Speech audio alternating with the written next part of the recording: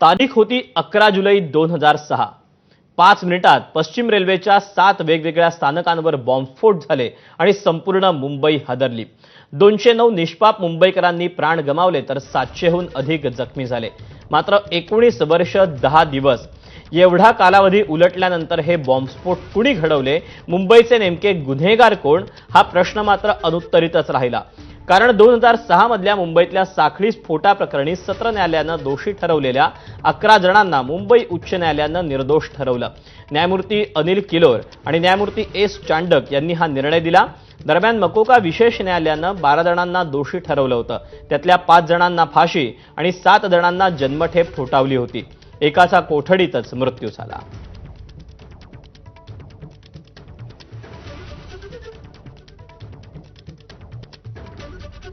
सत्र न्यायालयानं दोषी ठरवलेल्या 11 जणांना निर्दोष ठरवताना मुंबई उच्च न्यायालयानं काय म्हटलंय आपण पाहूया। साक्षीदारांच्या साक्षी विश्वास ठेवण्यासारख्या नाहीत। स्फोटाच्या 100 दिवसानंतर साक्षीदारांना आरोपी आठवणं अशक्य। स्फोटांसाठी वापरलेले बॉम्ब ओळखण्यात तपास संस्थेला अपयश आलं। बॉम्ब कसे होते तेच माहिती नाही तर मिळालेल्या बॉम्ब, बंदुका, नकाशा या पुराव्यांना अर्थ नाही,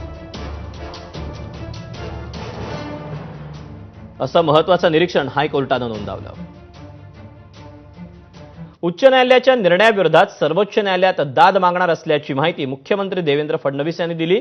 तसंच उच्च न्यायालयाचा निर्णय धक्कादायक असल्याचं मतही त्यांनी व्यक्त केलं। त्या संदर्भात निर्णय दिला होता आणि 2006 साली हा बॉम्बस्फोट झाल्यानंतर त्यावेळेस ATSने आरोपी पकडले होते, पुरावे जमा केले होते, ते पुरावे कोर्टासमोर सादर केले होते।